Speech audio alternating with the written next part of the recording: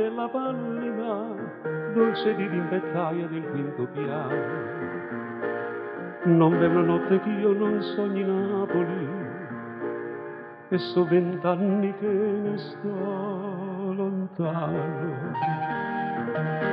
Al mio paese nevica il campanile della chiesa è bianco, tutta la legna è diventata cenere.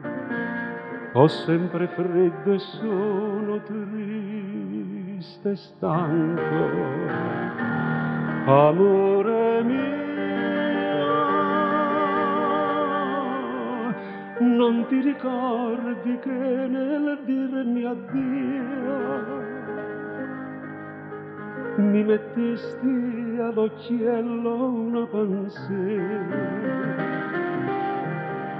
poi mi dicesti con la voce tremola: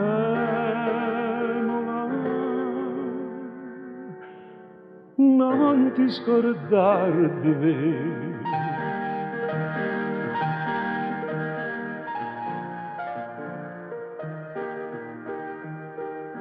Bei tempi di baldoria, dolce felicità fatta di niente, brindisi coi bicchieri colmi d'acqua al nostro amore povero e innocente.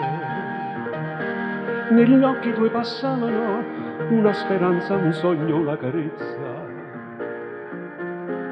Avevi un nome che non si dimentica, un nome lungo e breve, giovinezza. Il mio vicino, in un mio vecchio libro di latino, ha trovato, indovina, una pansera, perché negli occhi mi tremò una lacrima.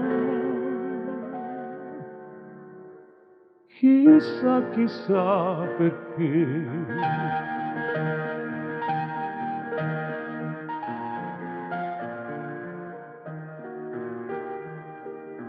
E gli anni e i giorni passano e uguali e grigi con monotonia. Le nostre foglie più non rinverdiscono, signorinella, che malinconia.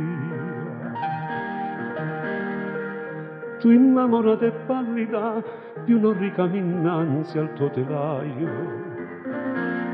Io qui so diventato il buon Don Cesare, porto il mantello a ruota e fo il notaio. Lenta e lontana, mentre ti penso, suona la campana della piccola chiesa del Gesù. E nevica, vedessi come nevica, ma tu dove sei?